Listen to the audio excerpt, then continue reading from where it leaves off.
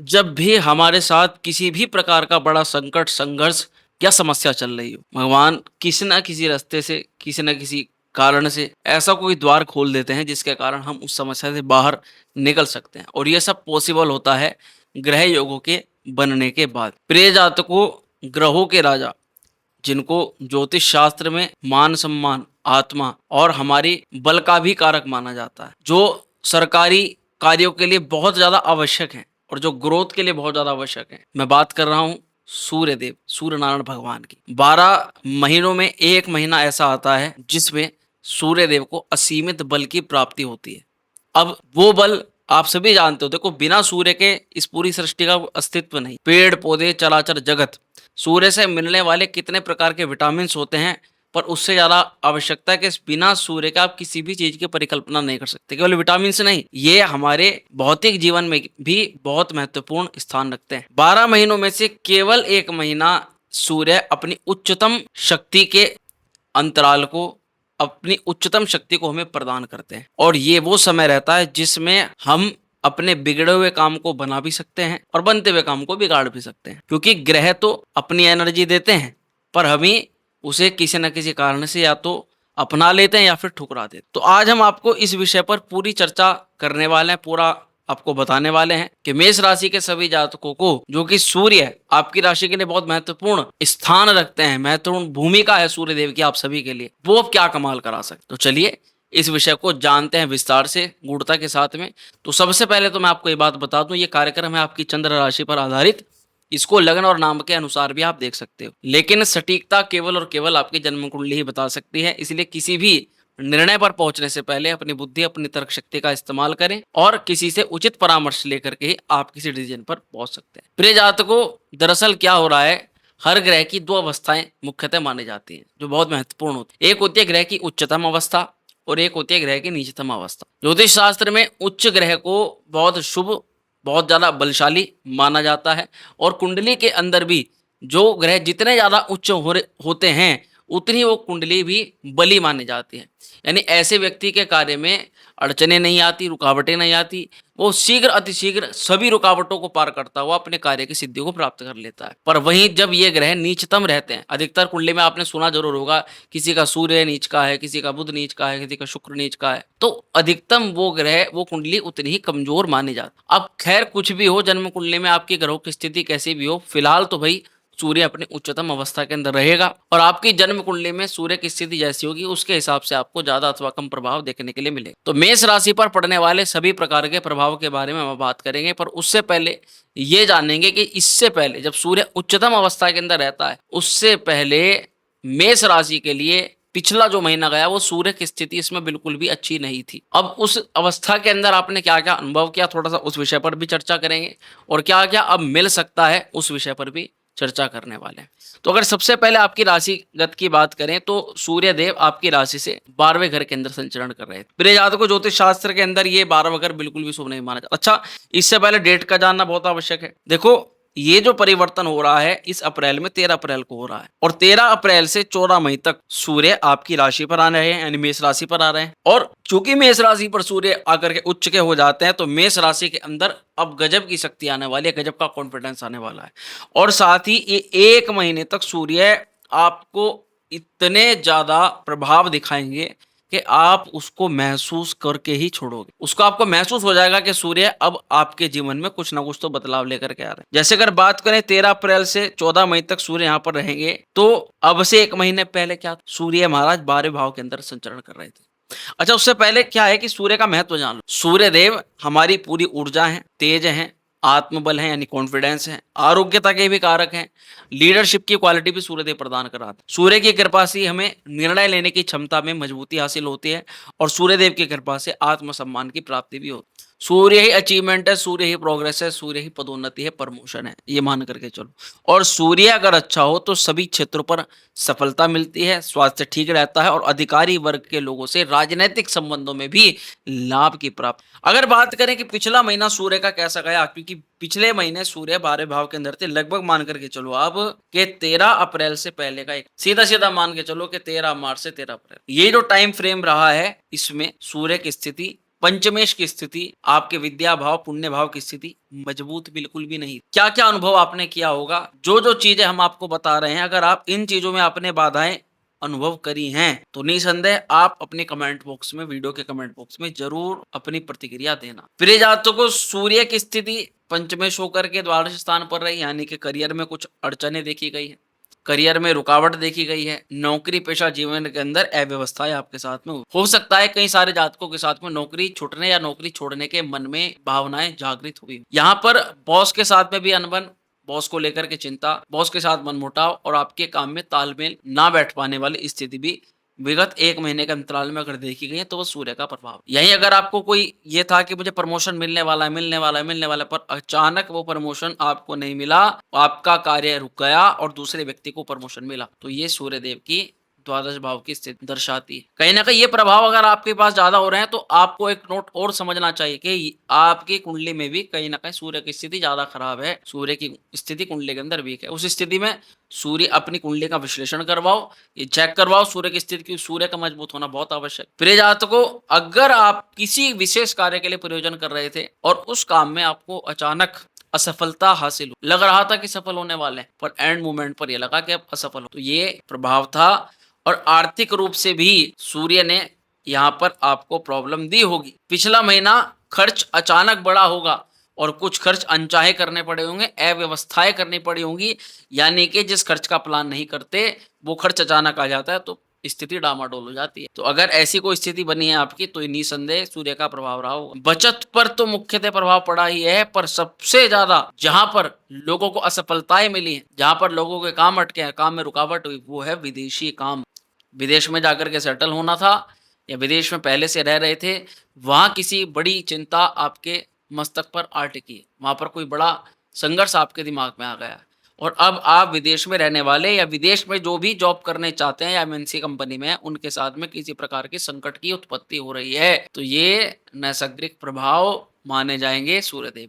देखो इतना ही नहीं है दोस्तों, यहाँ सूर्य हमारी हेल्थ के भी कारक हैं और सूर्य यहाँ पर एजुकेशन के भी कारक। अगर आपकी स्वास्थ्य को लेकर कोई भी चिंता बनी है विगत 1 महीने के अंतराल में, तो ये सूर्य के द्वादश भाव का प्रभाव रहा हो। इसी के अलावा आपको आंखों से दिक्कत, मानसिक बीमारी या फिर नींद की कमी या नींद पूरी ना लेने के कारण जितने भी प्रकार के रोग होते हैं, ऐसे रोगों की चपेट में अगर आए हो, तो ये इसका प्रभाव रहा है। और केवल इतना ही नहीं, यहाँ सूर्य द्वादश में तो जाहिर सी बात है कि भैया इम्यूनिटी सिस्टम वीक होता ही होता है।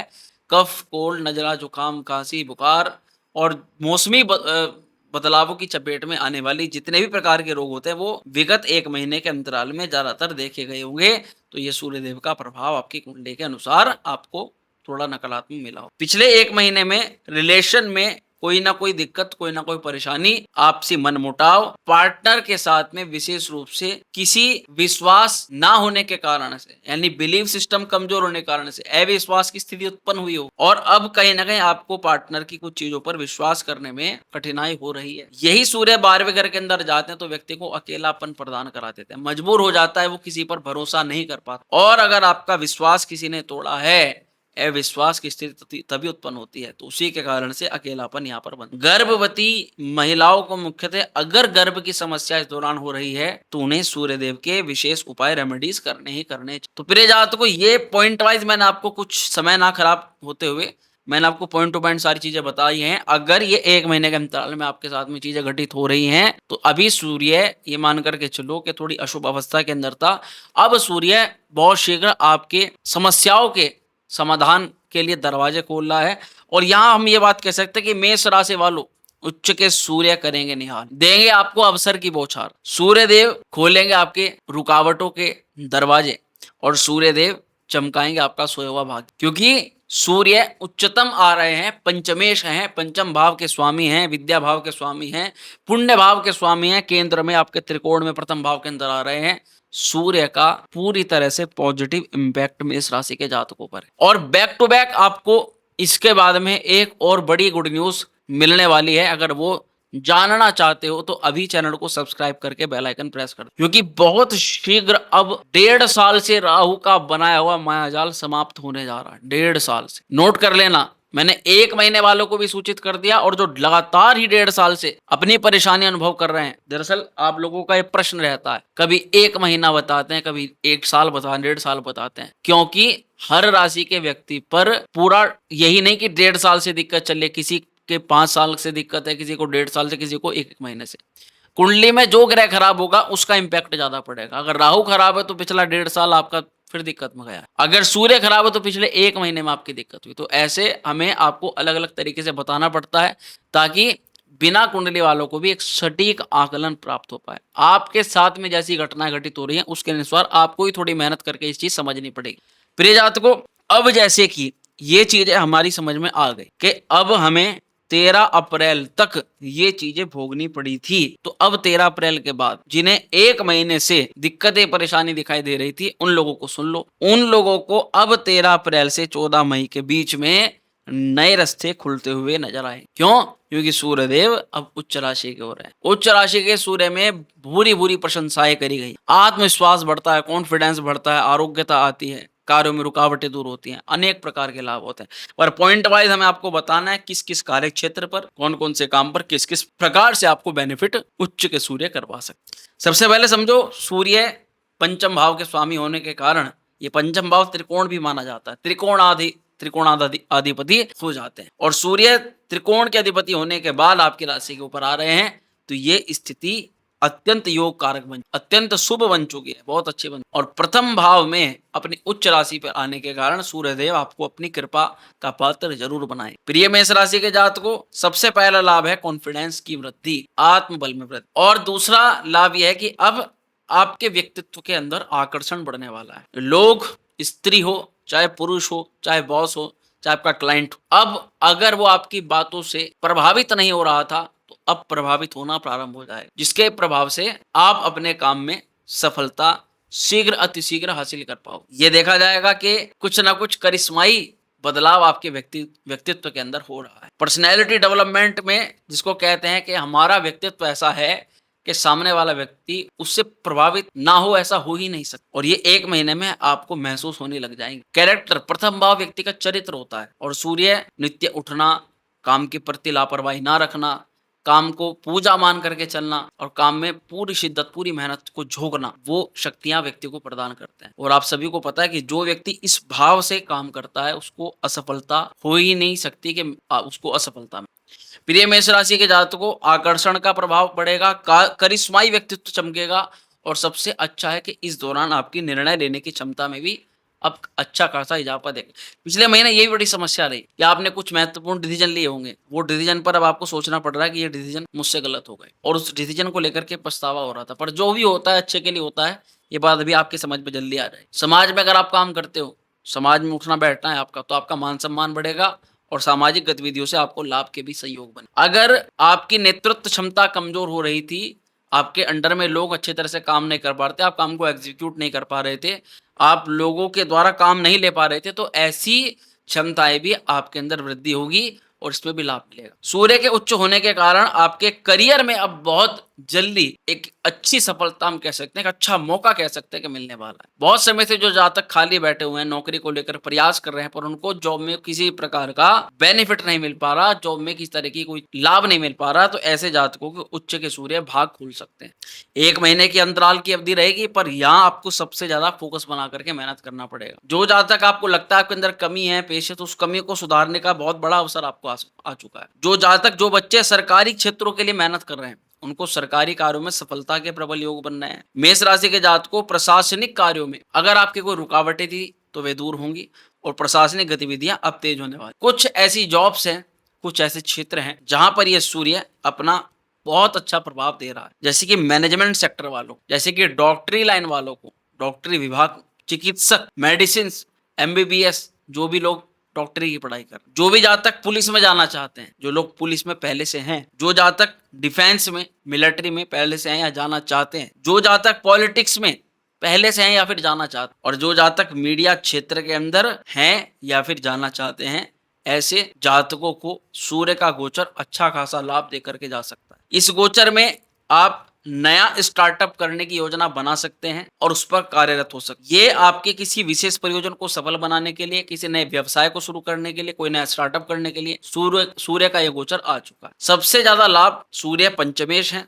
तो पंचम भाव के कारकों में भी लाभ मिलेगा, जैसे कि शिक्षार्थियों, पढ़ाई में कंसंट्रेशन में समस्या थी वह, संतान को लेकर चिंता थी, अब संतान का समाधान शीघ्र मिल जाएगा। संतान को लेकर के उत्सुकता, संतान प्राप्ति में रुकावट बाधा वो दूर हो रही। और अगर पेट या गर्भ से जुड़ी कोई समस्या लंबे समय से चल रही थी और आपको लग रहा है कि पेट की या गर्भ की समस्या महिला होकर के आपको है, तो आप इस दौरान डॉक्टरी चेकअप कराओ, उसका परामर्श भी आपको मिल जाएगा, किस कारण समस्या है, क्या समस्या है, उसको भी आपको शीघ्र मिल जाएगा। जातकों, प्रतियोगी परीक्षाओं के लिए समय बहुत ज्यादा श्रेष्ठ देखा जा सकता है। सूर्य का गोचर बहुत मजबूत संकेत दे रहा है और पंचम भाव होता है व्यक्तियों क्रिएटिव फील्ड्स का। अगर आप कुछ नया हट करके ऐसे क्षेत्रों में हैं, जैसे फिल्म इंडस्ट्री हो गया, डिजाइनिंग हो गया, कला हो गया, मीडिया हो गया, कुछ भी अलग रचनात्मक कलात्मक चीज जो सब लोग कर रहे हैं उससे हटके हो और उसमें एक व्यक्ति को क्रिएटिविटी की आवश्यकता हो, कुछ नया दिखाने की आवश्यकता हो, उसमें हमारा सोशल मीडिया भी आता है, कंटेंट क्रिएशन भी आता है, तो ऐसे लोगों को ये समय बहुत जबरदस्त और अवसरों की प्राप्ति करवा सकता है।